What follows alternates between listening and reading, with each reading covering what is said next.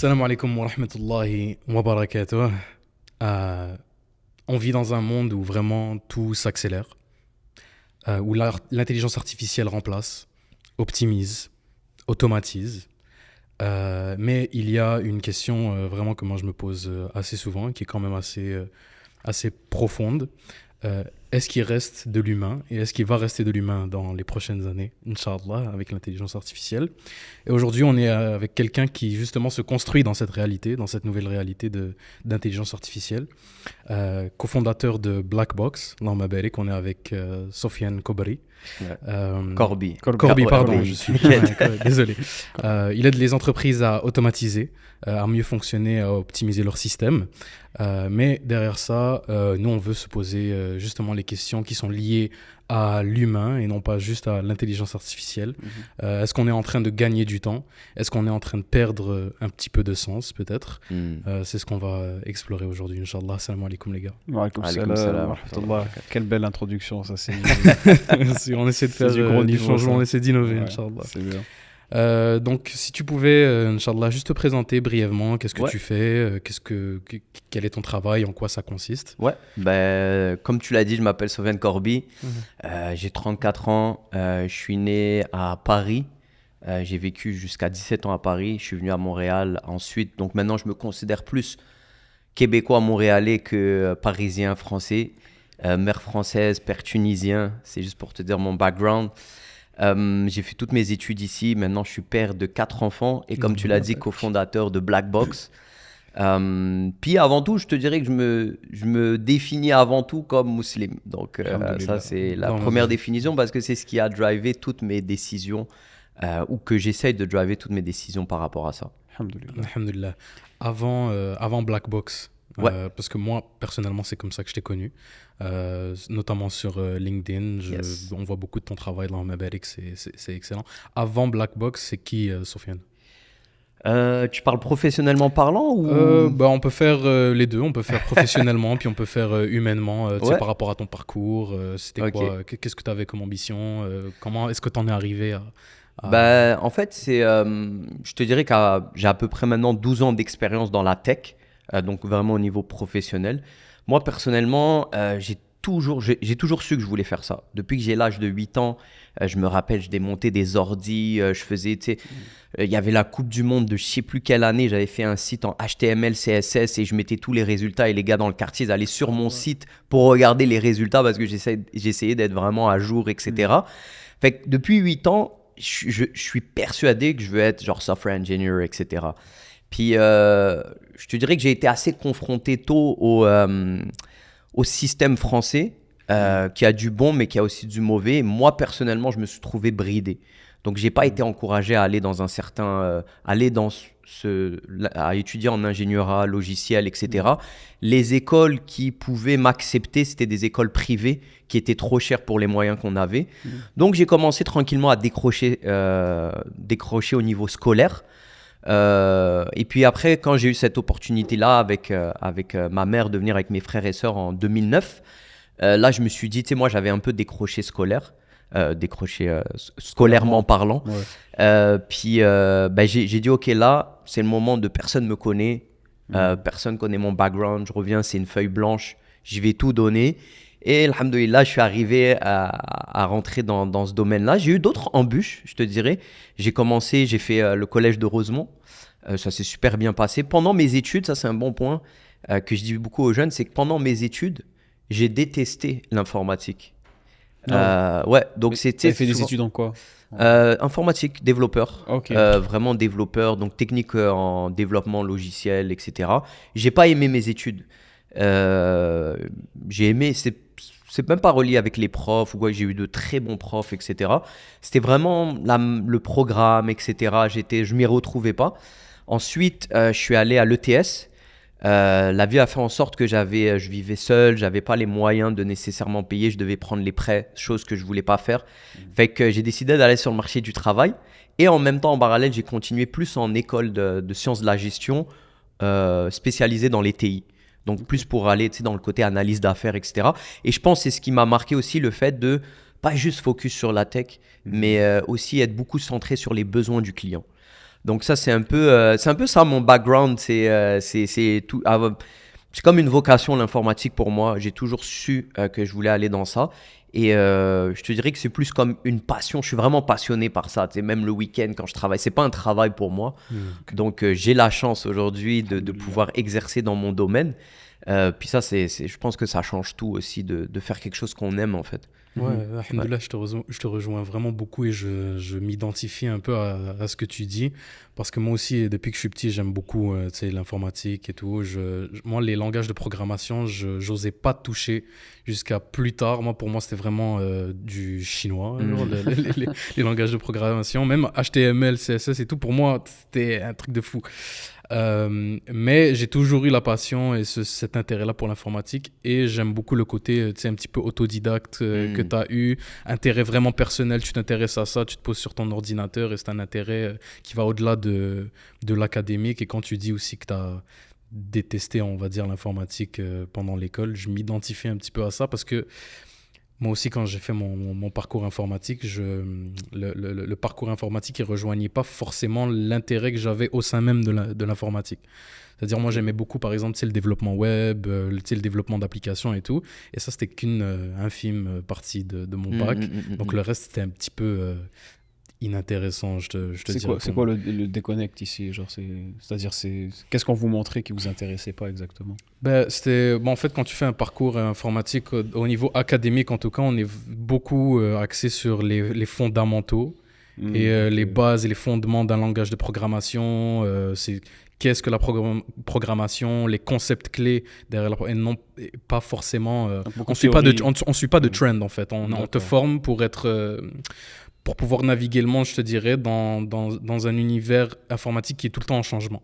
D'accord. C'est-à-dire aujourd'hui, par exemple, on parle beaucoup d'intelligence artificielle, on parle de LLM, etc. Peut-être que demain, ce sera autre chose, tu vois. Et quand tu suis une formation, pardon, je te dirais, générale en informatique, on te forme pas par rapport à, en tout cas, à l'université, je peux me prononcer là-dessus, on te forme pas pour suivre une trend ou un seul langage. On te forme pour être un petit peu généraliste. Tu vois. Ensuite de ça, tu te spécialises comme tu veux. Mais barakallahu fik, merci beaucoup pour cette introduction très exhaustive. Et tu as devancé même certaines de mes questions. Mais si jamais tu pouvais étendre un petit peu plus sur tes embûches tu sais, dans ton parcours, tu nous as un petit peu parlé de tes embûches académiques, etc. Mais est-ce qu'il y a un moment particulier qui t'a forgé en tant qu'homme et que tu t'es dit, tu sais quoi, je vais partir ma propre affaire, je vais me lancer, surtout en temps de récession, si j'ai pu comprendre, tu t'es dit, je vais quand même le faire, against all odds, là, comme on dit, même si les probabilités sont pas en ma faveur, les chances sont pas en ma faveur, je vais quand même y aller. L'informatique, c'est un monde qui est vraiment en changement. Je vais quand même me lancer, Inch'Allah, avec ton partenaire. En fait, c'est drôle, c'est parce que j'écoutais vos derniers podcasts et tout, puis j'essayais un peu de relate. La dernière, je pense que c'était avec Anis où vous parlez de drive versus driven, etc. Puis par exemple, moi, quand j'ai commencé mes études en informatique, c'était en 2010. C'était pas une bonne période pour l'informatique. C'était après la récession de 2008. Il y a eu une autre période qui était pas bonne, qui était les années 2000. Donc en fait, les périodes où il y a des creux en informatique, je dis toujours en informatique, les TI, c'est là où on recrute le plus vite quand il y a de l'argent sur les marchés et c'est là où on coupe le plus vite quand il n'y a plus d'argent sur les marchés. Tu comprends?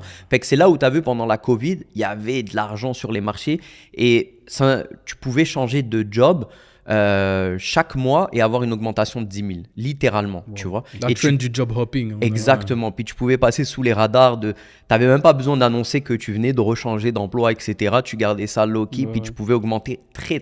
Moi, je connais des gars qui ont augmenté pendant la Covid de 50 000 parce qu'ils changeaient rapidement de job. Et il y avait aussi la mode des gens overemployed. Je sais pas si tu as vu. Genre, ils ont 4 jobs remote en même temps. Tu vois. Et ils montent leur écran. Ça va être intéressant d'en parler à l'ère de l'IA, de comment la transformation du métier est en train de se faire aussi et qu'elle n'est pas encore définie.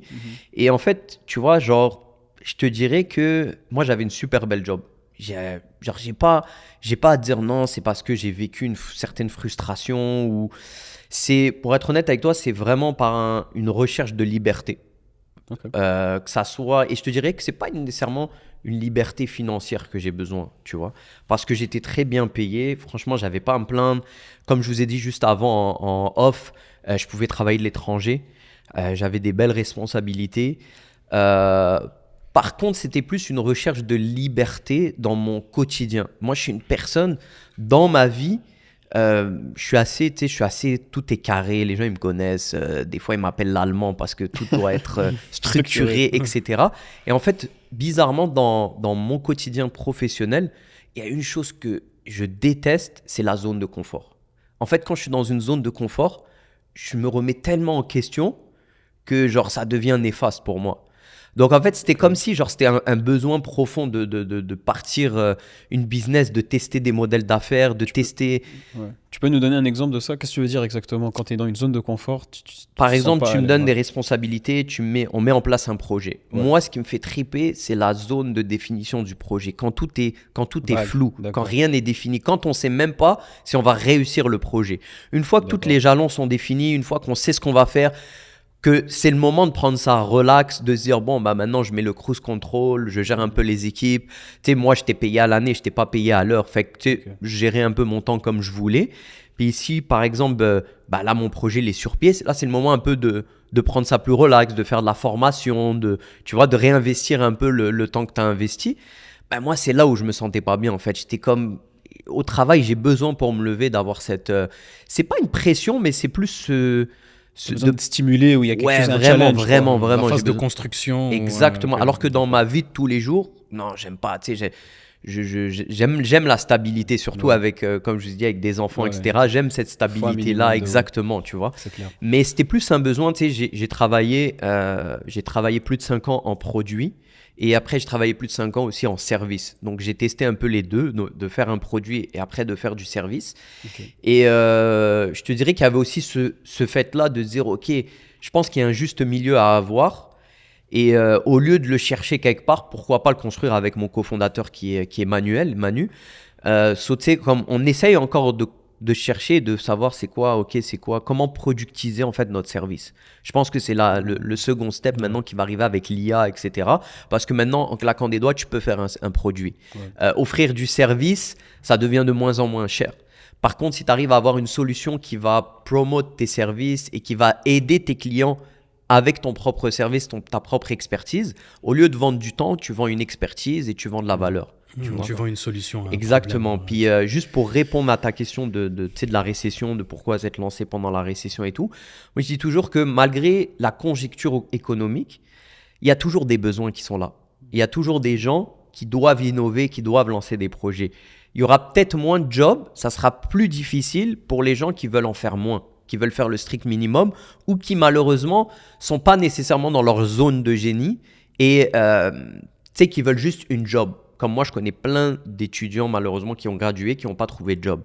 Mais je connais plein d'étudiants qui ont gradué, qui ont trouvé une job parce qu'ils ont su se démarquer. Et ça a toujours été comme ça. C'est juste qu'à un moment donné, le domaine des TI, il a eu le dos large. Les gens, ils n'allaient pas en TI parce qu'ils étaient passionnés. Ils allaient en TI parce que c'était une bonne job. C'était une job où tu peux travailler à distance, c'est bien payé. Tu vois ce que je veux dire ?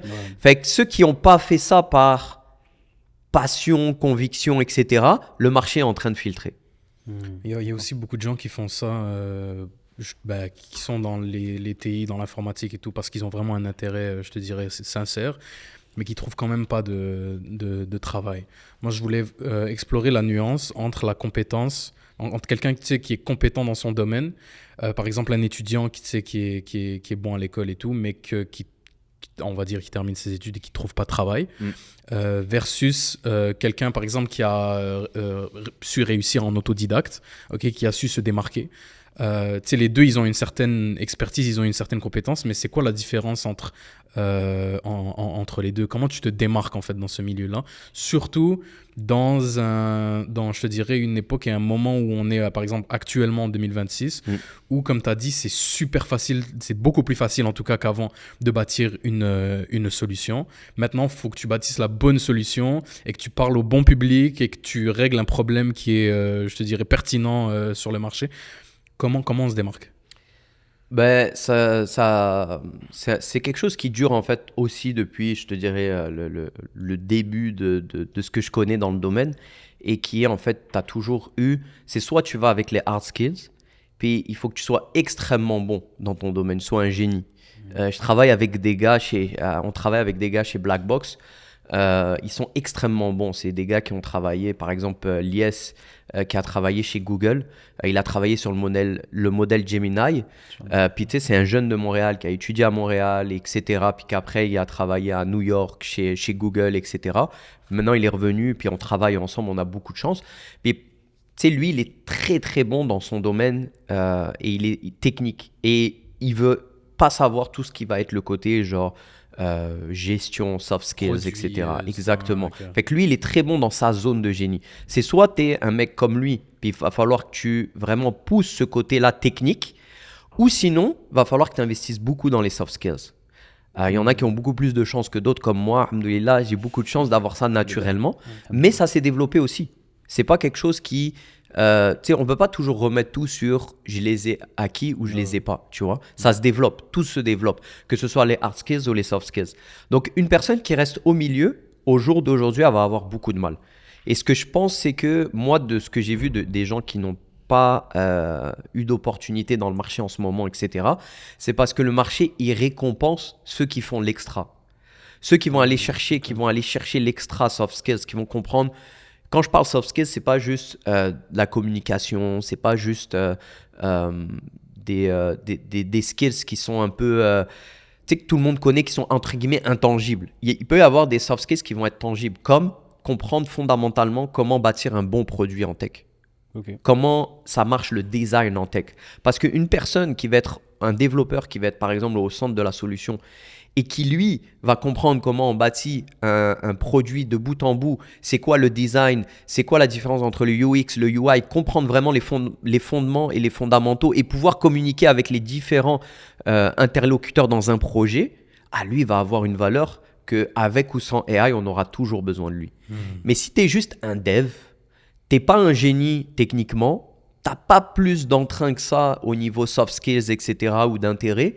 Là, c'est sûr que si tu n'as pas l'expérience, c'est difficile. Filtrer, quoi. Ça filtrer parce que en fait, tu es bon à juste exécuter des tâches. C'est ça, tu es un exécutant. C'est-à-dire que c'est juste les extrêmes qui restent viables. Exactement. Soit tu es, comme tu as dit, super techniquement, ou bien tu vas aller combler, on va dire, le manque de technicalité avec le soft skills. Tout à fait. Je pense que c'est ce type de personne et de personnalité-là qui est touché par justement les layoffs en tech, qui, je te dirais, cultive cette peur-là de se faire remplacer, etc. Exactement. C'est quelqu'un qui... Mais donc, moi je voudrais savoir, donc, on va dire, qu'est-ce que tu pourrais donner comme conseil à quelqu'un, on va dire, c'est pas un crack technique. C'est-à-dire, quelles skills concrètement est-ce qu'il peut aller travailler si tu dois donner une petite liste ou on va dire les top 3 en termes de priorité sur... Si je peux préciser, encore pire que ça, non seulement quelqu'un qui n'est pas nécessairement un crack et qui n'a pas poussé une expertise dans une spécialisation en informatique par exemple, mais qu'il n'a pas aussi forcément les soft skills. C'est pas quelqu'un forcément de outgoing qui va chercher la communication avec les différents secteurs et les différents départements d'une entreprise qui va vouloir être dans la communication et tout. Quelqu'un qui a ni l'un ni l'autre, je dirais, mais qui est quand même dans ce domaine-là. Qu'est-ce que tu lui dirais ?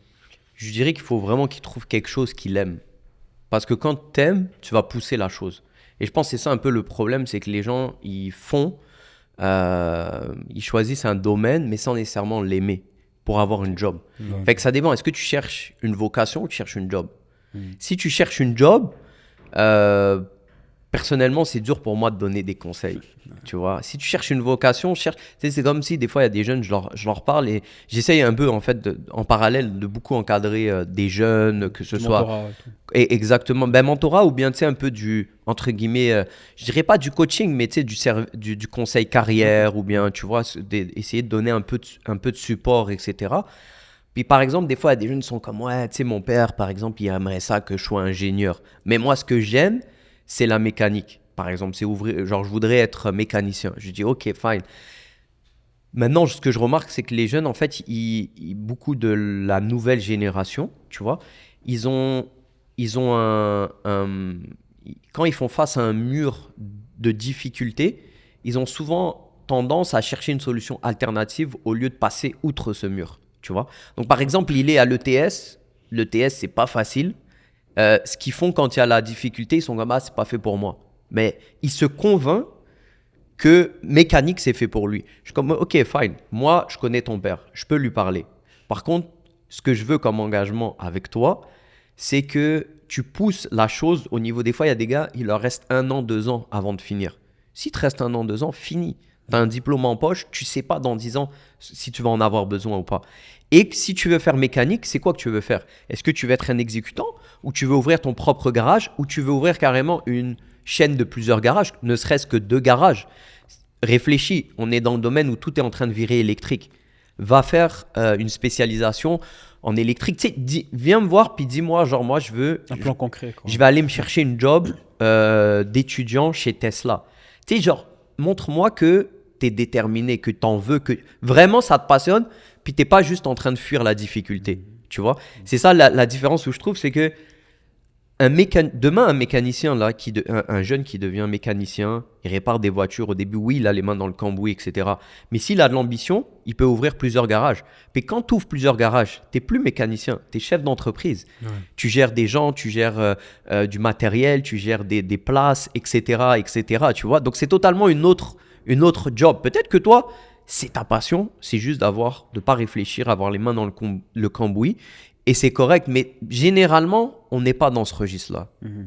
Ok, ouais, c'est donc, c'est vraiment de ne pas être hypocrite envers soi-même et de se dire, ok, tu sais, se regarder dans le miroir et dire, ok, est-ce que je choke? Puis je veux juste comme un métier. Se donner la chance aussi, au final, de réussir et de se voir progresser. Exactement. Moi, je suis passé par là, personnellement, avec la programmation. Là. Au début, dans les premières fois que j'ai touché à la programmation, pas dans mon temps libre, parce que j'ai eu une phase, j'avais 15 ans, je me suis dit, tu sais quoi, je vais apprendre à faire des sites web, et après j'ai abandonné, parce que c'est quoi une balise HTML, je savais pas c'était quoi, tu vois. Mais d'un point de vue académique, en tout cas, au début de mon parcours, c'est quelque chose qui m'avait beaucoup intimidé, parce que mes premiers cours de programmation, on te tacle direct avec un certain niveau de difficulté. Tu vois, on te flatte pas, c'est pas… Tu as commencé à l'université direct? Ouais, directement. Ouais, non, c'est tough. Commencer à l'université, c'est très tough. La première vraie connexion que j'ai eue avec la programmation, c'était vraiment à l'université. C'était programmation 1 en Python. Ouais. Okay. Et c'était pas print hello world, des petites for loop à droite. C'était vraiment, on te donnait un projet à faire, on te donnait un mandat, tu dois réussir à le faire. Et ChatGPT, ça n'existait pas moi quand j'ai commencé. Donc vraiment, ça m'a mis une claque. Je me suis dit, wow, genre, c'est vraiment un domaine que j'étais pas conscient de la difficulté. J'ai toujours eu une admiration envers les gens qui savaient programmer. Moi, pour moi, c'était des gens qui, tu sais, c'était des cracks, des gens qui savaient quelque chose que je sais pas, tu vois, qui sont capables de faire des choses, qui sont en communication avec la machine et tout. Et j'ai eu cette pensée-là de ouais, est-ce que c'est fait pour moi? Est-ce que je changerai pas? J'ai failli couler mon cours de prog 1, tu vois. Et quand tu commences à comprendre un petit peu les concepts, que tu oublies un petit peu la syntaxe, le langage, les technicalités du langage, et que tu réfléchis vraiment plus en système, exactement, et en concept, et que tu commences à capter un petit peu comment ça marche, c'est très rewarding. Et tu te dis, alhamdoulilah, que je me suis accroché, tu vois, et que j'ai pas laissé tomber. Et je trouve surtout aujourd'hui, si quelqu'un se lance dans le domaine informatique, avec tous les outils qu'on a, les LLM, les Claude, les ChatGPT, les Gemini et tout, où vraiment tu as à portée de main un outil qui se fatigue pas, qui peut vraiment tout expliquer, qui te guide un petit peu dans ça.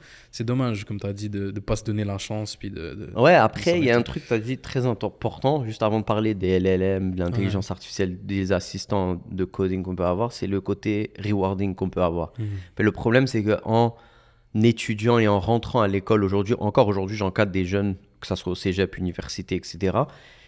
Et le problème, c'est qu'ils n'ont plus ce côté de récompense en apprenant. Parce qu'en fait, ils n'apprennent pas. Ils utilisent directement les LLM, les ChatGPT, les Claude, etc. pour pouvoir bypasser la difficulté. Donc, ils n'ont pas cette satisfaction-là de… moi, tu sais, j'ai déjà dormi des 4 heures par nuit, par week-end, parce que j'avais un bug dans mon TP, puis ça me hantait. Tu vois ce que je veux dire? Eux, ils n'ont plus ça. Maintenant, si il va essayer de passer par n'importe quel LLM pour régler son problème first. So, il y a beaucoup de choses à dire aussi sur la future génération de développeurs qui est en train d'émerger. Je sais pas trop, tu sais, j'ai mon petit mon petit bet sur vers où ça va aller, mais il y a personne qui sait réellement où ça va aller, tu Mais vois. si tu devais, mais justement, parce que lorsqu'il a parlé de ça, moi, ce qui m'est passé par la tête, c'est-à-dire, c'est quoi donc le futur de la programmation si le côté, on va dire, d'exécution, il est déjà, on va dire, presque comblé par l'intelligence artificielle. Donc, c'est quoi le programmeur du futur? Qu'est-ce qu'il fait? Qu'est-ce qu'il fait différemment? Quel skill, justement, il doit développer Je pense que ça rejoint un petit peu ce qu'il disait tout à l'heure. C'est-à-dire que maintenant, tu n'es plus juste un programmeur. Moi, je me rappelle avant, quand je me cherchais des stages et quand j'explorais un petit peu comment le marché du travail fonctionnait un petit peu dans la tech, avant le boom du AI et tout, c'était pas la même game du tout, là. Genre, t'avais besoin tu connaissais une certaine base, tu connaissais HTML, CSS, JavaScript, t'étais pas obligé de connaître un petit peu des frameworks, t'étais pas obligé d'être bon full stack, back-end, front-end et tout. Tu pouvais avoir juste un certain bagage de base et t'étais employable. Aujourd'hui, c'est pas la même chose. Je pense, comme il a dit tout à l'heure, si je peux le devancer, mais j'aimerais que tu te prononces quand même parce que t'es beaucoup plus in touch avec ce milieu-là.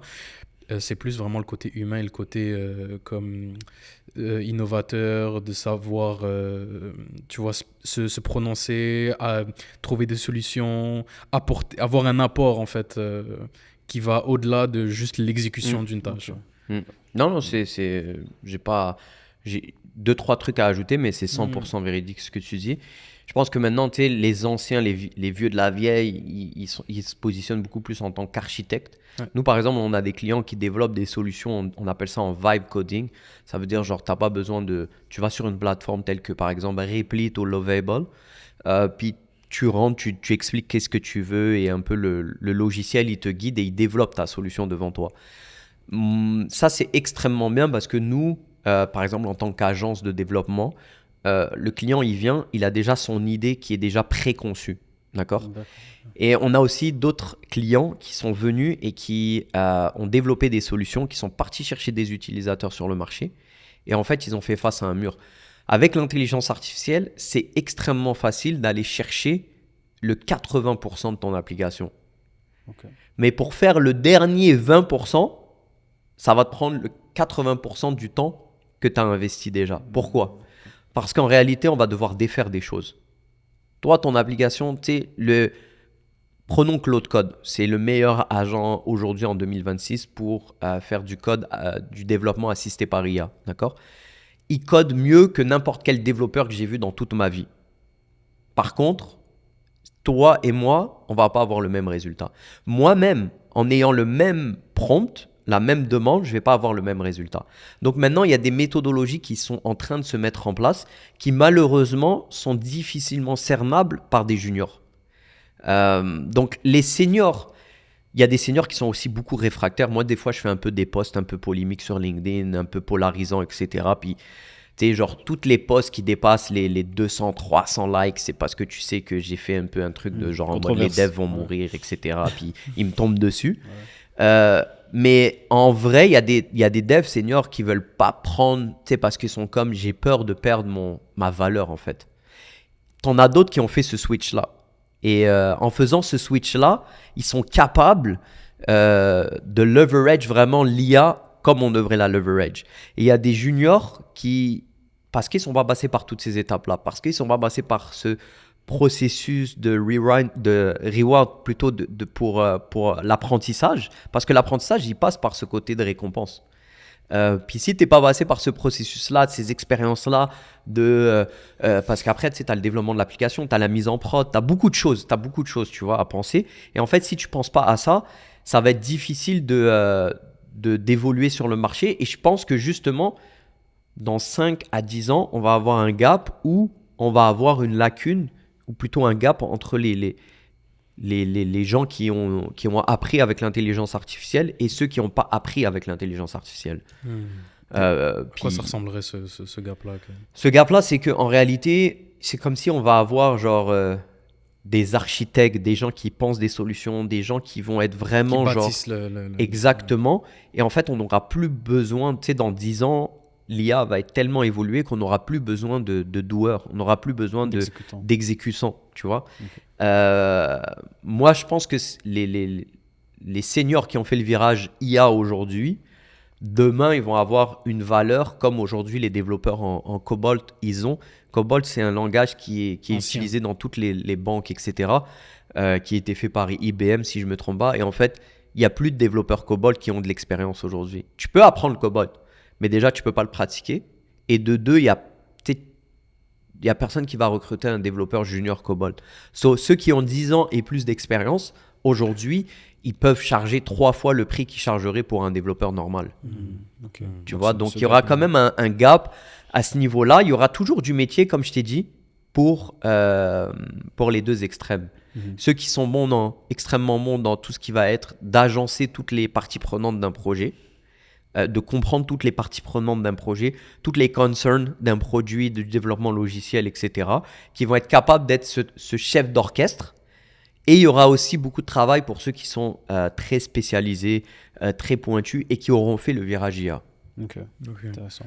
J'avais un virage que je voulais faire, parce qu'on va parler de virage, mais parler plus de ton parcours entrepreneurial, tu comprends? Déjà, si tu peux juste parler un petit peu, c'est quoi Blackbox? Qu'est-ce que vous faites grosso modo, juste pour commencer là? Ouais, Après, ouais. En fait, Blackbox, on est une agence qui implémente l'intelligence artificielle spécifiquement dans les PME. Donc PME québécoises et PME aussi françaises, mais notre marché est beaucoup, à 70%, il est plus au Québec. D'accord. Donc, et on fait aussi des projets de développement assisté par IA.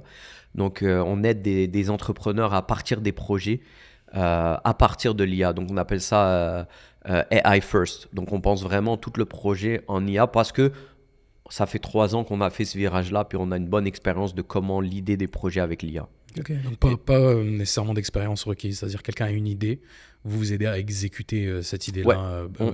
On se positionne toujours comme des partenaires et non comme des exécutants. Si tu as besoin d'exécutants, on n'est pas les bonnes personnes et on va te référer.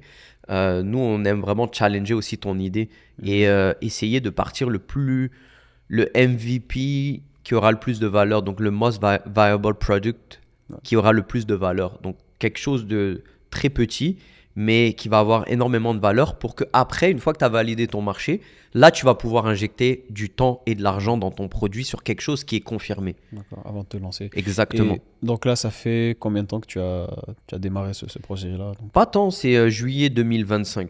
Aujourd'hui, Ok, on est en un petit mars peu, 2026. ouais, un petit donc, peu moins qu'un an. Ouais, exactement. Et donc là, c'est ta première expérience entrepreneuriale, on va dire, c'est ça? Ou est-ce que tu as déjà eu de l'expérience à faire ton propre truc? Je dirais que c'est mon premier Inc. Ok. Mais j'ai eu plusieurs autres expériences entrepreneuriales. Ok. D'ailleurs, avec des amis, j'avais lancé un petit projet qui s'appelait Burger by Night après la post-Covid, où on faisait justement de la vente de fast-food la nuit, etc. Ok. Tu sais, un peu comme le concept qu'ils ont en France, etc. Ça avait bien fonctionné, ok. sauf que c'était juste pas en concordance avec nos situations familiales. D'accord, c'est sûr. Puis après ça, tu sais, j'ai eu beaucoup de petits projets on the side, etc. Ok. Où tu sais, des petits coups d'argent, genre comme de l'achat-revente, du Ouais. commerce, essayer, etc. Mais rien où j'étais dédié à 100%. C'était toujours Ok. des side projects. D'accord. Donc là, c'est vraiment quelque chose où est-ce que tu es impliqué à 100%, comme tu l'as dit. Donc j'aimerais explorer un peu comment ta vie elle a changé à cause de ce projet.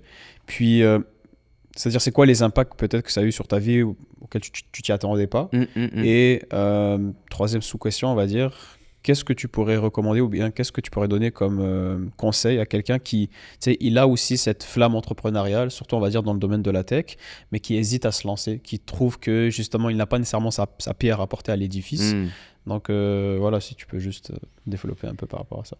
Ce que je m'attendais pas, mais tu sais, des fois je dis, en fait, l'entrepreneuriat, c'est vu souvent comme un Graal. Ah, c'est un entrepreneur, il a parti sa boîte, etc. Puis le salariat, c'est vu un peu comme, tu sais, veut pas que ça soit sur les réseaux. Ouais. Tu sais, comme dans notre génération, le Graal, c'est d'être entrepreneur, travailler à son compte, avoir sa compagnie. Quand tu es entrepreneur et que tu parles à d'autres entrepreneurs, ils sont comme moi, si j'ai une job bien payée, je préfère avoir une job bien payée. Ok. Tu vois. Faire retourner. Il y en a beaucoup. Tu vois, c'est pas tous, là, c'est pas une généralité. Il n'y a rien à généraliser dans la vie, là. bien C'est sûr. toujours à prendre avec des pincettes. Ouais. Mais il y en a beaucoup. En tant qu'entrepreneur, tu vas travailler énormément plus. Ok. Énormément plus. Tu vas faire des journées, ça c'est normal, des journées de 10 heures. Et moi, je suis un gars qui essaye vraiment d'avoir un équilibre entre mon travail, ma vie perso, vie familiale, etc. Tu vois. Donc, je suis pas le gars qui est comme, ouais, tu sais, Grind. ouais, non, je suis pas ce gars-là, tu vois. Moi, je suis un gars, genre en mode, écoute, on a 8 heures de travail dans une journée, il faut être super efficace. Genre, si je te donne un 30 minutes, tu dois le valoir ce 30 minutes. Sinon, tu sais, j'étais le premier dans ma job à couper les meetings inutiles, etc. Tu vois. Par contre, tu as des responsabilités, tu as des engagements quand tu es entrepreneur, qu'il y a que toi qui peux les gérer. Donc, veux pas, tu fais plus d'heures. Il y a aussi le fait que quand tu fermes ton ordi le soir ou le week-end, ta tête continue à travailler. Ça, c'est des heures qui sont pas billées, que tu n'es pas payé pour, mais tu travailles. Tu travailles. Alors qu'en tant qu'employé, tu fermes ton ordi puis t'es good avec ça, tu vois. T'as aucun lien avec l'outcome du business. C'est ça. Donc, souvent, les gens, ils voient l'entrepreneuriat comme de la liberté, comme de la richesse, etc. Si tu veux te partir, et un conseil que je donne justement pour répondre à ta question, si tu veux partir en entrepreneuriat, il y a une chose qu'il faut que tu t'assures avant de ça, c'est la survie. Tu peux pas partir en affaires si tu es en train de te battre pour ta survie. Tu vois. Moi, je suis parti pendant la récession, 4 enfants. Donc, tu vois ce que je veux dire? Des charges quand même, des responsabilités. lourdes responsabilités. Il fallait que tu assures tes arrières avant de partir. Parce que tu peux pas... ça prend du temps avant que tu aies de la traction. D'accord? Ça peut être plus ou moins rapide. Mais il faut que tu aies le temps de survivre. Il faut que tu aies le temps de ne pas te questionner sur... Ok, est-ce que le mois prochain, je vais pouvoir payer mon loyer ou pas? Ça, c'est un point qui est important. Après, il ne faut pas essayer d'avoir non plus l'idée révolutionnaire. Il faut essayer vite le marché. Comme je l'ai expliqué tout à l'heure avec MVP. le MVP, si tu lances un produit, attends pas que ça soit parfait. On en parlait hier, Adam, je pense, au téléphone, sur le podcast et tout. Ouais. Attends pas que, par exemple, tu veux lancer un podcast. Attends pas que tu as ta DA, ta direction artistique qui soit terminée, ton logo qui soit parfait, ta page Insta qui soit slick, etc. Des fois, oui, ça peut envoyer un message qui peut être contradictoire avec la qualité que tu veux envoyer, mais combien de projets sont morts dans l'œuf avant même d'avoir eu la chance d'éclore, tu comprends? Une phrase que j'ai toujours en tête, c'est « Motion brings clarity », tu vois, c'est-à-dire c'est à travers le mouvement effectivement c'est-à-dire pendant qu'on prend le chemin que la destination se révèle. Ouais, c'est vrai, c'est vrai. Non, totalement. De se lancer avant tout. Totalement. Et donc c'est ça, donc si tu devrais, on va dire grosso modo, juste donner une vue d'ensemble sur les majeurs changements donc de la vie de salarié versus entrepreneur, ce serait quoi les piliers ou bien les... Surtout, si je pouvais ajouter juste pour qu'on ait une réponse un petit peu plus élaborée, surtout je te dirais dans une situation comme la tienne, comme tu as dit, tu as des enfants, tu as des gens, une situation familiale, tu as des responsabilités, tu peux pas te permettre de tout lâcher là. De tout lâcher du jour au lendemain, tu dois assurer tes arrières. Quelqu'un qui est dans la même situation, comme Adam a dit, qu'est-ce que tu lui donnerais comme conseil et c'était quoi les changements clés dans ta vie? Tu as plus de liberté, mais tu n'as pas plus de temps. Donc ça veut dire en fait tu peux travailler, moi je cherchais plus la liberté que la richesse. Pour être honnête avec toi, si tu as un beau salaire, quand je parle de beau salaire, c'est 120 000 et plus, tu vois. Quand tu as des beaux salaires, c'est pas nécessairement beaucoup plus rentable, à part si tu regardes sur le long terme, tu comprends? Sur le long terme, c'est plus rentable d'être entrepreneur, mais il y a beaucoup d'entrepreneurs qui vont gagner moins de 5 000 par mois aussi. C'est la majorité des entrepreneurs ici au Québec, tu vois. Donc, il faut vraiment que tu regardes c'est quoi tes objectifs, c'est quoi qui va te booster, qui va te faire lever chaque matin. Moi, personnellement, c'était de ne pas avoir cette répétitivité dans ma job. C'était pouvoir avoir cette motivation-là de me dire, waouh, j'ai signé quelque chose qui est plus gros que moi. Maintenant, il faut que j'assume. Okay. C'était le fait de se dire je sais pas, comme cette semaine, j'ai une idée de quelle va être ma semaine. Dans un mois, je peux pas te dire sur quoi je vais travailler. Malgré que j'ai des contrats genre déjà signés pour dans un mois. Mais le client, il t'appelle le vendredi, il te dit, écoute, tu fais part de son aventure, tu vois. Il t'appelle, il te dit, je viens de signer un contrat, j'ai besoin de tel feature, ça va être game changer. Par contre, il me la faut dans 2 semaines. Écoute, je vais te staffer une équipe, je vais faire monter les gars dessus, couteau entre les dents, on y va, boum. Rambo. Tu vois ce que je veux dire, déterminé. Ouais. So, moi, c'est ça que je cherchais, tu vois, genre... puis je sais que quand je suis pas heureux dans ma job, ça a un effet néfaste aussi dans ma vie perso. Tu vois, je suis pas capable de... Je suis trop impliqué pour ça. Donc moi, ça m'a apporté un certain équilibre où genre, je suis comme, ok, je suis satisfait niveau professionnel. Fait qu'après, ma vie Ça se personnelle, reflète, c'est ça. Par contre, il faut faire très attention parce que moi, perso, j'ai tout le temps envie de travailler. Malgré que c'est très contradictoire, j'aime pas travailler.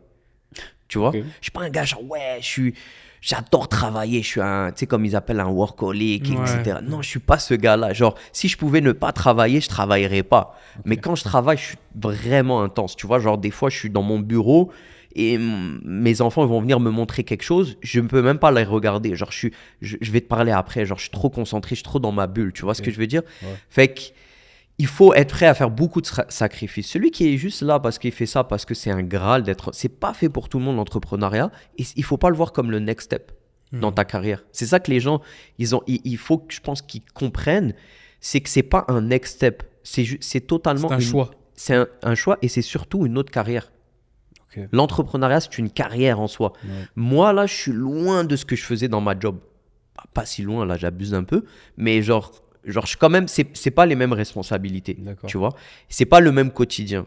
Et dis-moi, moi, il y a le concept du 4-hour work week. Je sais pas si tu es familier Ouais, avec ouais, ça. j'ai déjà lu le livre. Avec, j'ai oublié le Tim Ferriss, je pense. Ouais, Je Tim pense, ouais, Ferriss, exactement, ouais. Et justement, dans le monde de la tech, c'est très, très populaire. Je veux dire, de ton point de vue, à quel point c'est réaliste ça, tu sais? Surtout, moi, la manière dont je le vois d'un point de vue extérieur, c'est qu'à l'ère de l'IA, tu peux automatiser tellement de trucs. Fait que, est-ce que c'est viable vraiment? Parce que je pense que c'est ça, on va dire, l'attrait pour beaucoup de personnes dans l'entrepreneuriat, c'est que je peux aller cibler les tâches qui sont réellement importantes. Donc, le reste, je peux le déléguer et je peux me permettre d'avoir voilà, une semaine de travail de 4 heures. À quel point est-ce que c'est réaliste, ça, selon toi?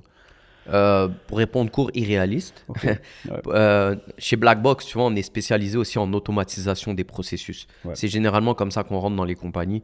On leur dit, guys, on va vous aider. On a 2 offres, une offre painkiller et une offre vitamine. Tu vois. Donc, on t'aide à enlever le mal de tête que tu as présentement et ensuite, on va t'aider à être plus fort en te donnant des vitamines. Donc, on a une vision court terme où on soigne ton hémorragie et après, on aura une vision plus long terme où on va essayer de bâtir avec toi. Tu sais, dans ce livre-là de la semaine de 4 heures, etc., il y a un concept. Moi, tu sais, quand tu lis un livre, tu retiens toujours 2-3 concepts à la longue. Puis, il dit que si tu veux faire cette semaine de 4 heures-là, il faut que tu aies le pouvoir d'achat. D'accord? C'est sûr que si tu vis au Canada, tu restes au Canada et que tu vis avec un pouvoir d'achat qui est de plus en plus amoindri ou de moins en moins fort, bah, ça va être de plus ton 4 heures aujourd'hui, dans 2 ans, pour avoir le même 4 heures, il faudra que tu fasses 6 heures. Tu comprends? Ok. C'est pas viable à long terme. Il faut que tu ailles te délocaliser là où tu vas avoir un pouvoir d'achat où ton dollar canadien va être plus fort, tu vois. Parce que moi, présentement, quand j'automatise chez mes clients des processus avec l'intelligence artificielle, je leur dis, guys, c'est pas parce que tu vas récupérer, tu sais, on est capable d'aller chercher par département minimum pas chaque personne, mais par département facilement un 10 à 15 heures, tu vois.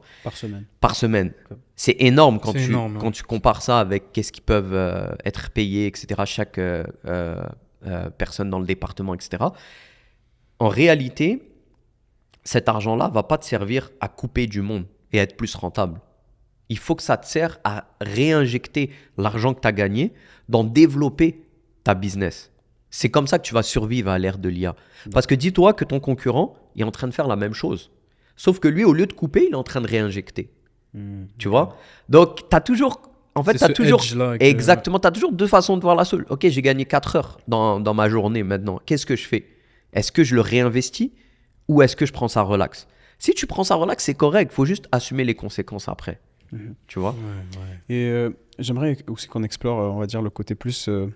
personnel, spirituel de la chose. Tu sais, Norma Bellic, donc tu es quelqu'un, comme tu as dit, Muslim first. Ouais. Dans ta pratique, comment ça se reflète? Et toi, à titre personnel, est-ce que justement, cette initiative entrepreneuriale, ça t'a forgé, on va dire, plus au niveau spirituel? Je sais que il y a beaucoup le concept de tawakkul et de confiance en Dieu qui se développe à travers l'entrepreneuriat parce que tu n'as pas la sécurité, entre guillemets, que tu as avec un salariat. Donc, si tu peux développer là-dessus, juste généralement, c'est quoi ton... Excuse-moi, Ouais. parce qu'il a parlé de sécurité. aussi, si tu pouvais parler de... Parce que de plus en plus, justement, avec l'IA et tout, les layoffs dans la tech spécifiquement, on se rend compte qu'il n'y a pas de sécurité d'emploi, forcément. Ouais, Ils disent, ouais, ouais. there's no such thing as job security. Ouais. Ça, on y reviendra après, mais je voulais Ouais. aussi explorer l'aspect de... L'illusion de l'illusion de la la sécurité. sécurité. Aussi, on dit aussi souvent que la valeur d'un homme passe par son travail.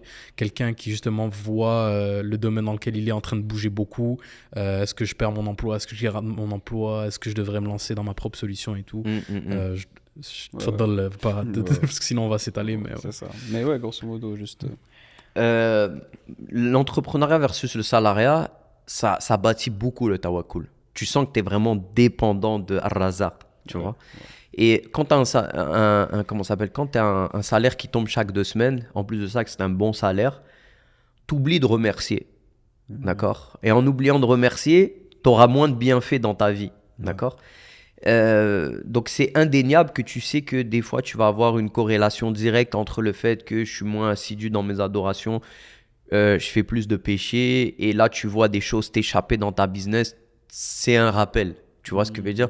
L'être humain, il est attaché à cette vie d'ici-bas. Donc quand tu commences à toucher à sa vie d'ici-bas, il est plus enclin à écouter et à se remettre en question. Tu vois? Versus le salariat, t'as moins cet aspect-là, Ouais. tu vois, malgré que ça vient de la même source, tu vois, mais t'as moins cet aspect-là, on va pas se mentir. Ok. Ça, c'est le premier aspect.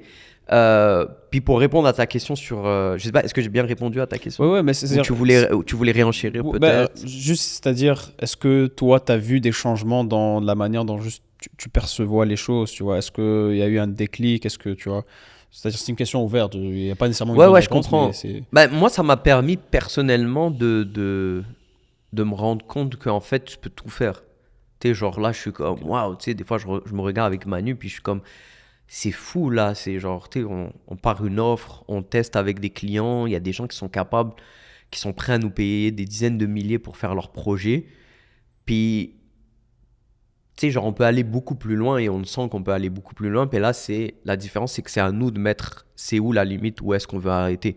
Parce que, sincèrement, notre ambition, c'est pas de bâtir une entreprise avec 200 employés. C'est d'arriver à avoir des ninjas autour de nous où on va être capable d'avoir cette liberté-là. Et toujours, tu sais, on a des priorités qui sont famille, qui sont la liberté et après l'argent. Donc, tu vois, on mettra toujours ça en ordre de priorité. Et des fois, on a dû prendre des décisions business pour respecter cet ordre de priorité-là, tu vois. Ok. Après, par exemple, en termes de pratiques religieuses, etc., pour être honnête avec toi, on est très chanceux dans le domaine de la tech. On a quand même cette flexibilité-là. Et on est aussi très chanceux au Québec, tu vois, versus, par exemple, la France ou quoi que ce soit, où on a quand même une certaine flexibilité. Les gens sont très ouverts aussi à la pratique, etc. Donc, tu sais, c'est juste de bien amener les choses. Moi, perso, j'ai jamais eu de problème à ce niveau-là. Ok. Par contre, j'ai toujours mis cette chose, la pratique religieuse en premier, tu vois. C'est juste à toi de mettre tes limites. Si tu fais quelque chose, Allah Azza wa Jal, il va te faciliter. Mais si tu commences à déjà toi te mettre des barrières limitantes, par exemple juste pour Salat ou pour le Jumu'ah, c'est sûr que tu vas pas y arriver. Ouais. C'est-à-dire, D'accord. il faut que tu l'établis clairement dès le départ. Exact, comme dans l'entrepreneuriat, si tu y vas, vas-y à fond. Moi, je crois pas au fait de partir une business et avoir un emploi à temps plein à côté. Je pense que ça marchera pas. Puis il y a plein d'entrepreneurs qui te diront ça marchera pas. Tu peux avoir une side business, mais dans ta tête, il faut que tu sois conscient que c'est très rare les cas où cette side business là va devenir ta Main source business. principale Ouais. de revenus. Ok. Tu comprends? Ouais. Il y en a où ça marche, mais même à ça, est-ce que tu vas avoir le courage de tirer la plug quand ça va marcher? Ok. Est-ce que tu vas pas dire non mais attends encore un peu parce que là, tu sais, j'ai 3000 qui rentrent par 2 semaines. Tu vois ce que je veux dire? Est-ce que tu vas être capable de faire C'est pour ça que des fois, il y en a où beaucoup se lancent quand il y a des coupures, quand ils se font virer, etc. T'as le dos derrière Exactement, le mur. tu vois ce que je veux dire? Fait que là, t'es comme, ok, bon, bah, let's go, j'ai plus le choix. Tu vois ce que je veux dire? Ok. Et après, donc en termes de pratiques religieuses, j'ai déjà travaillé dans des entreprises où il y avait des gens qui faisaient pas le Jumu'ah et des gens qui faisaient le Jumu'ah. Puis la différence entre c'est pas ceux qui faisaient pas le Jumu'ah, c'est pas parce qu'ils voulaient pas. Ils voulaient le faire, mais ils n'avaient pas la volonté de. C'est un peu contradictoire, mais ouais, bah, ils n'avaient pas pris les mesures pour le faire. Tu vois ce que je veux dire? D'accord. Donc, ça soit depuis que je travaille, depuis que je suis au Québec, 17 ans, je travaille, fait que J'ai jamais eu ce problème-là. Après, c'est juste à toi. Est-ce que c'est une priorité pour toi? Ou est-ce que ça devient secondaire et tu te mets des croyances limitantes et des barrières? C'est ça, exactement. Tu vois. C'est-à-dire qu'il faut s'affirmer dès le départ et, Et ne pas avoir peur de mentionner exactement, ça, quoi. exactement. Puis là où les gens sont, en fait, je pense, manquent, c'est qu'ils sont pas dans le juste milieu. C'est-à-dire Ils viennent, ils imposent, ou bien ils s'effacent. Mais il y a un entre-deux, Ok. tu vois. Et où la nuance ici? C'est-à-dire La nuance, c'est de le faire avec intelligence, avec tact, tu Ok. vois. D'accord. Déjà, viens dans une entreprise, il y a tellement de messagers de partout que déjà, tu n'es pas obligé de raconter ta vie Ouais. dès le premier jour. De deux, si on voit que tu es intègre, tu es sérieux et surtout tu es une pépite, tu as de la valeur, après, tu pourras demander ce que tu veux. Tu vois ce que je veux dire?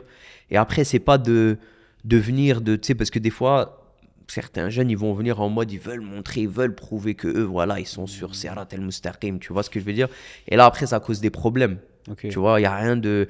Tu sais, par exemple, moi je fais de la lutte. Ok. Puis à un moment donné, genre, ça faisait des années qu'on faisait salat, etc. dans son temps. On n'a pas eu de problème. On a commencé à avoir eu des problèmes quand des jeunes ont commencé à vouloir faire salat. Mais ils faisaient salat en jama'a, au milieu de tous, Ok. dans le centre. Tu vois ce que je veux dire? Ouais. Ah là, j'étais comme, guys, vous venez de nous qui prions depuis des années, venir nous mettre des bâtons dans les roues. Alors que, excusez-moi les frères, hein, je ne juge pas votre intention ou quoi, mais dans 2 semaines, vous allez arrêter la prière. Faites ça bien. Venez voir ceux qui ont de l'expérience. Vous savez qu'ils font salat. Venez nous voir, on va vous dire comment. Tu vois ce que je veux dire? Et c'est pas je suis pas de cette école-là de se cacher, se faire petit. Non, mais il y a une façon intelligente. C'est Tu ça, vois il ce y que a je une veux dire? diplomatie. Diplomatique, exactement. Exactement, tu vois. Et c'est ça, c'est ce juste milieu-là que les gens n'ont pas en fait. Ouais, faut approcher la chose comme intelligemment. Exactement, mais sinon, tu n'auras pas de... Généralement, les gens, quand tu parles, tu expliques, etc., il Ouais. n'y a pas de Mais problème. tu vois, ça c'est un truc que je vois, c'est-à-dire entre le monde francophone et le monde, on va dire, anglophone, anglo-saxon, c'est que justement le monde francophone, souvent, tu sais, par exemple ici en tant que immigrant, on a un peu cette pensée limitante de se dire, genre, on veut pas trop se montrer parce que c'est un peu, tu vois, on se sent extériorisé, sinon on se sent mis à l'écart. Et donc, il y a tendance à soit, voilà, il y a 2 réactions complètement opposées, soit tu t'effaces, ou bien soit tu Exactement. t'affirmes tellement que Exactement. ça crée un problème. Comparativement au monde anglophone où est-ce que pour eux C'est ça. c'est normal, Exactement. tu vois, c'est quelque chose de normal. Si on peut donc retourner à ta question aussi c'était Sur quoi la sécurité, ouais. Ouais, exactement. Sur Ouais. sur la sécurité, quelqu'un qui sait plus où se placer, tu vois, qui est dans ce domaine-là, mais qui justement, c'est un monde qui est en changement. Ouais. Aussi, si tu pouvais l'aborder d'un point de vue islamique, parce que surtout, tu sais, à Montréal, dans les gens qui nous écoutent et tout, il y a beaucoup d'étudiants, il y a beaucoup de gens qui s'intéressent, tu vois, à ces domaines-là. Qu'est-ce que tu aurais à leur dire, tu vois, pour justement, je dirais, exceller et avoir quand même des débouchés malgré les changements et le manque de sécurité dans le milieu. En fait, l'IA, elle vient un peu accélérer les choses, mais elle vient pas réinventer les choses, tu vois. Donc ça, c'est depuis le début de ma carrière, c'est comme ça.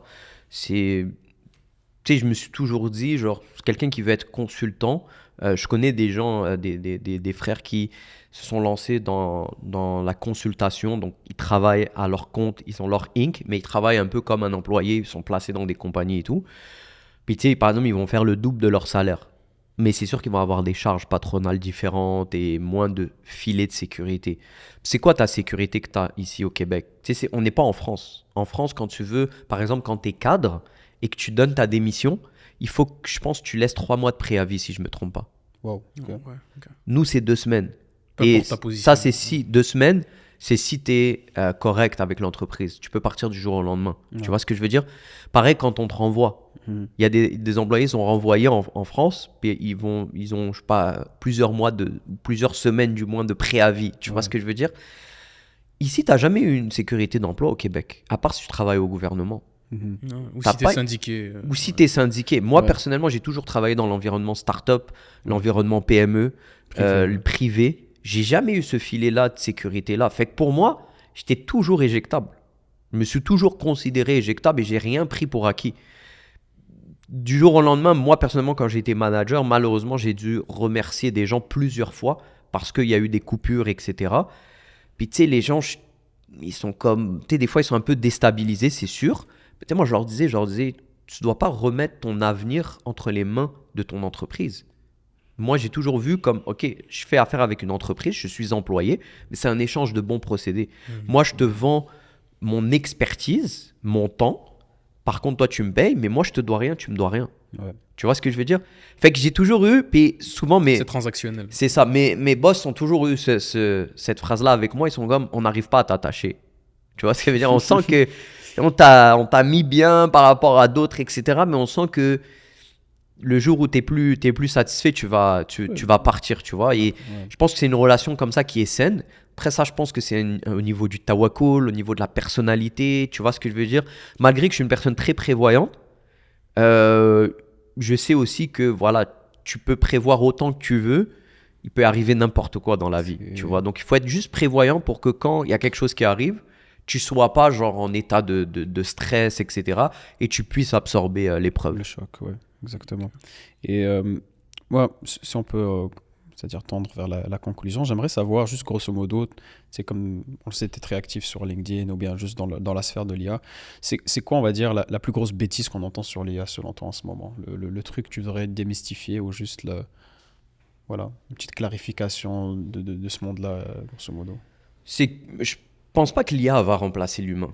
Tu vois, vraiment pas. Je pense qu'elle va supprimer beaucoup de jobs, pour être honnête avec vous. Moi, aujourd'hui, on fait avec 5 ce qu'il y a 5 ans, on aurait dû être 15. Ok. Par contre, tu vas avoir une chose intéressante, c'est qu'aujourd'hui, certes, on est 5. Donc, il y a 10 emplois qui sont pas comblés, right? Ouais. Par contre, on prend beaucoup plus de contrats. Donc, il y a des entrepreneurs qui viennent nous voir qui, avant, n'auraient pas eu le budget de venir nous voir parce qu'on aurait été trop cher pour eux. Ok. Fait que c'est comme si tu supprimes certains jobs, mais il y a d'autres jobs qui sont en train de se recréer. En fait, il y a une redistribution de la richesse. Il y a une autre redistribution. C'est juste que là, comme on est en phase de transition, je pense que les bullshit jobs vont pas mal plus disparaître. Je pense qu'avant que ça arrive dans ce qui est le domaine étatique, public, etc., il y a encore vraiment une grosse marge de manœuvre, même dans les grandes compagnies. Mais les petits entrepreneurs sur le terrain, ils le voient déjà, la productivité qui est boostée. Tu vois ce que je veux dire? Donc, je pense qu'il va y avoir une redistribution des richesses. Et je pense qu'il y a aussi des nouveaux métiers qui vont émerger. Tu vois ce que je veux dire? Donc, on le voit dans tous les domaines. Ce qu'on faisait il y a 20 ans, ça n'existe plus aujourd'hui. Même il y a 10 ans. Le métier a totalement changé dans chacun des domaines. Tu vois, tu me parlais, tu étais dans la vente. Ouais. Demain, tu vas avoir des agents IA qui vont faire ta prospection à la place, ou toi, tu vas venir et tu vas genre vraiment agir sur des prospects qui sont chauds. Exact. Tu vas plus perdre ton temps. Bah, c'est déjà le cas, en fait. Tu vois? Ça Donc, existe déjà. est-ce que ça fait en sorte que les sales, il n'y en aura plus besoin? Non, parce que tu vends à des humains. Tu auras besoin d'un humain. L'humain, là, on ne veut pas parler à un IA. Puis si on décèle que c'est un IA, on ne veut pas lui parler. Exactement. Tu vois ce que je veux dire? C'est Donc, juste il y aura une redistribution des richesses, des opportunités qui vont être créées et aussi des métiers qui vont être créés. Ok. Et, Et, je sais pas si tu voulais. J'ai une petite sous-tangente justement Ok. par rapport à l'automatisation. Vas-y, je t'en Mais justement, en fait, c'est quoi ce qui, selon toi, ne devrait ou bien ne sera jamais automatisé en tant que tel dans le monde des affaires? Les relations humaines. Ok. Les relations humaines. Mais est-ce qu'il n'y a pas la possibilité que l'IA devienne tellement fort? Parce que tu vois, c'est un truc qu'on entend en vente, c'est que ouais, non, en tant que vendeur, on peut pas te remplacer. Mais tu sais, tu vois de plus en plus des agents IA où est-ce que la conversation, elle est presque, bon, c'est encore détectable que c'est de l'IA, Ouais. mais on arrivera dans un stade où est-ce que c'est presque pas détectable. Donc, c'est-à-dire, elle est où vraiment le pilier? Qu'est-ce que l'humain va apporter fondamentalement que l'IA ne pourra pas apporter? Ouais. Je peux juste Ouais, vas-y, donner vas-y. un élément. Moi, je pense que c'est l'aspect comme émotionnel de la chose. Tu vois. Mm. Une machine peut pas sentir comme l'émotion chez quelqu'un. Ben, je pense que oui. Tu Je veux dire, déjà, par exemple, dans les outils que moi j'utilise, tu as par exemple de la détection des émotions. C'est-à-dire en fonction de on va dire, de la rapidité du ton, de l'hésitation, l'IA, par exemple, détecte que potentiellement la personne, évidemment, c'est pas fiable à 100%, mais la personne a hésité, la personne, elle est confiante. Tu comprends? Genre, puis ça, c'est aujourd'hui, mais on sait, ça Ouais, non, a je évolué comprends. tellement rapidement qu'il pourrait avoir un moment, ça détecte l'émotion, ça s'ajuste en fonction. Et en plus, tu sais, les IA, elles ont une variabilité au niveau de l'accent qu'ils peuvent prendre, puis etc. Fait que, moi, quelqu'un qui fait juste parler, je vois ça comme étant remplaçable. Mais ça dépend en fait comment tu veux. Je suis d'accord avec Sidali que ça Ouais. va pas remplacer les émotions. En fait, ça dépend comment tu vas vouloir driver ta business. Ok. Si tu te dis, OK, moi, je vais booster mes sales avec l'IA pour qu'ils soient encore plus performants et qu'ils ne font pas la job plate et qu'ils font juste la job pourquoi ils veulent se lever le matin, qui est de closer. Ça veut dire je vais leur donner des leads chauds, je vais leur donner aussi tous les outils en main pour qu'ils puissent avoir toutes ces métriques-là pendant l'appel pour pouvoir closer.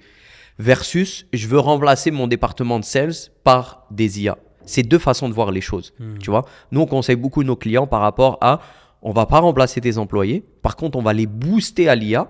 Fait que dans ta croissance, peut-être que durant la prochaine année, tu avais l'objectif de remplacer, de recruter 10 sales. Bah, peut-être que tu auras besoin d'en recruter juste 3 parce qu'on va les augmenter par l'IA, tu vois. Donc, c'est deux façons de voir les choses. Et je te le dis, de plus en plus, on va avoir des contournements pour détecter l'IA, etc. On va devenir de plus en plus habitué à la détecter et on va être de plus en plus sensible à interagir avec elle. D'accord ? Donc, on va être comme quelqu'un qui va venir et qui va vouloir closer avec un humain versus avec une IA. On va devenir de plus en plus fort à la détecter, nous-mêmes aussi en tant qu'humains, et on va être de plus en plus réceptif à interagir qu'avec des humains. En fait. Ce ne serait pas le contraire, parce qu'on serait de plus en plus habitué avec l'IA. Parce que justement, au début, il y a une réticence, parce que c'est encore nouveau. Mais plus on sera familier et plus ça fera partie de la vie et plus on sera... Ça se peut. Après, c'est... Tu sais, quand il y a un client qui te paye des milliers de dollars pour un projet, présentement, c'est très très mal vu si c'est une IA qui lui répond. Même si dans ton email, tu sais, le carrot, là, le genre de tirer, mais un peu trop long, là, si tu réponds ça dans un email, tu peux perdre un contrat. Vraiment, littéralement, c'est comme, OK, tu me niaises, tu as utilisé ChatGPT pour me répondre. Versus comme, tu vois ce que je veux dire ? Fait que t'imagines juste cette sensibilité-là, tu sais, on le voit encore, les gens sont habitués à l'IA. Les gens qui rédigent aujourd'hui un courriel à la main, sincèrement. Tu vois ce que je veux dire ? Donc, tout le monde le fait. Ton client, il le fait pour t'envoyer. Par contre, si tu lui réponds avec ce fameux, je sais pas comment on l'appelle. Le long trait. Exactement. C'est un peu sensible. C'est genre, OK, tu me réponds avec ça. Tous les jours, ce trait-là, je l'enlève en passant.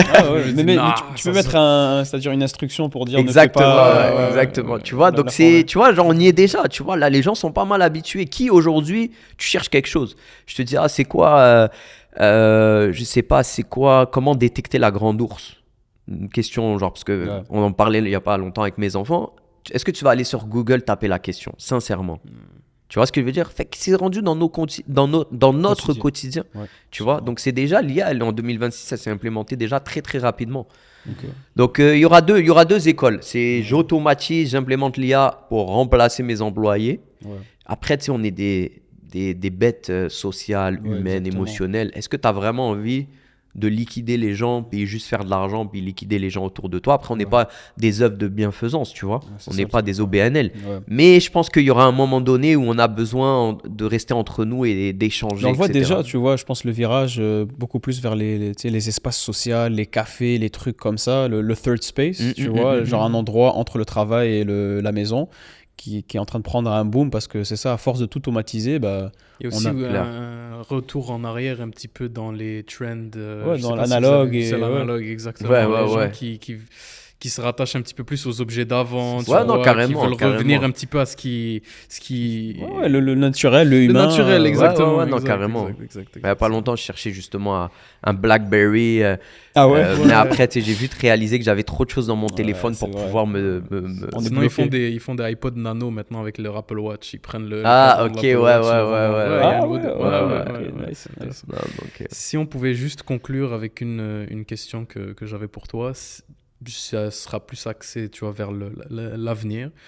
Je sais pas si tu as un fils, mais dans une ère où ton fils grandirait vraiment dans un milieu d'intelligence artificielle, où que ça fait partie du quotidien beaucoup plus que nous, quel serait le conseil que tu lui donnerais absolument pour bien naviguer la vie, les situations sociales, professionnelles Social, je sais pas, sincèrement, les relations humaines avec l'IA, je sais pas, mais... Ou une valeur que tu voudrais transmettre de toujours faire, toujours rester intègre. C'est un peu comme ce que je pense nos parents nous auraient dit, reste intègre avec tes valeurs, genre fais en sorte que ça change pas, etc. Mets toujours toutes tes valeurs en premier, puis après, il faut que ta vie professionnelle se cadre à ça. Puis sur le plan professionnel, le conseil que, tu sais, moi j'ai toujours pensé que bah, mon fils, je vais lui apprendre le développement, c'est un bon truc. Puis tu sais, il aura une longueur d'avance. Et lui, après, il va décider s'il veut aller, mais il aura déjà une longueur d'avance. Aujourd'hui, ça sert un peu à rien. Fait que ce que je donnerais comme conseil, peut-être, c'est de regarder là où il y a le cash. Donc, c'est où le cash flow sur le marché? C'est où que les gens sont prêts à payer pour quel type de service, quel type de produit. Et ensuite, regarder ce que toi, t'aimes faire et essayer de voir, OK, il y a un cash flow qui est dans cette direction-là. Moi, ce que j'aime faire, c'est ça. Et essayer d'allier les deux. Il y a le concept du Ikigai, je ne sais pas si tu connais. Non. C'est un concept japonais. C'est en fait un genre de... Il y a plusieurs cercles, Ok. tu vois. Puis au milieu, il y a on va dire, la Genre zone... le gros diagramme de veine. Oui, voilà, exactement. ok. Puis le milieu, c'est entre, voilà, justement, où est-ce que l'argent est, tes passions, ce quoi dans Tes lequel tu es valeurs, on va bon dire. Ok, ouais, je naturellement, comprends. tu Ok. vois. Et justement, tu trouves après le sweet spot. Mais en fait, c'est ça, tu vois. Donc, Ouais. je te dirais que tu sais, souvent, on pense que l'IA va tout révolutionner. Elle est juste en train d'amplifier certaines choses, d'accélérer certaines choses. Ouais. Mais il y a beaucoup de choses qui vont rester juste pareilles. C'est juste on va changer nos méthodes de faire. Tu sais, je te dis un truc là. Quand tu étais petit, tu n'avais pas de smartphone. Ça n'existait pas. Pourtant, ça a révolutionné nos vies aujourd'hui. Tu vois ce que je veux dire? On ne peut plus s'en passer. Demain, tu casses ton téléphone, tu es handicapé. Tu perds ton téléphone, tu dois aller au Apple Store acheter un iPhone tout de suite. Ouais. Ça a changé complètement nos vies. Ça a facilité les communications. Ça a ramené aussi beaucoup de mal. Mais on s'est adapté. L'être humain, c'est une bibite qui s'adapte, tu vois, continuellement. So, l'IA, elle va pas détruire l'humanité. Ce qui va détruire l'humanité, c'est les bombes l'humain. qu'on va drop partout. C'est là. l'humain, c'est l'humain qui va détruire Exactement, l'humanité, quoi. exactement, tu vois. Donc, Ouais. c'est ça. Je pense qu'il faut laisser le temps de se bâtir, etc. Puis après, on verra comment on va agir avec tout ça. Mais je sais que en tant qu'humain, on va trouver des solutions et on va s'adapter. Inch'Allah. Mais sur ce, guys, barakallahu fikum, Soufiane, merci Ouais, beaucoup. fik, barakallah. Et voilà, en passant, bon, aujourd'hui, hier c'était l'Eid, donc Eidkoum Mubarak, Ouais, Inch'Allah. c'est vrai. Et sur ce, assalamu alaikum wa rahmatullahi wa barakatuh. Assalamu alaikum.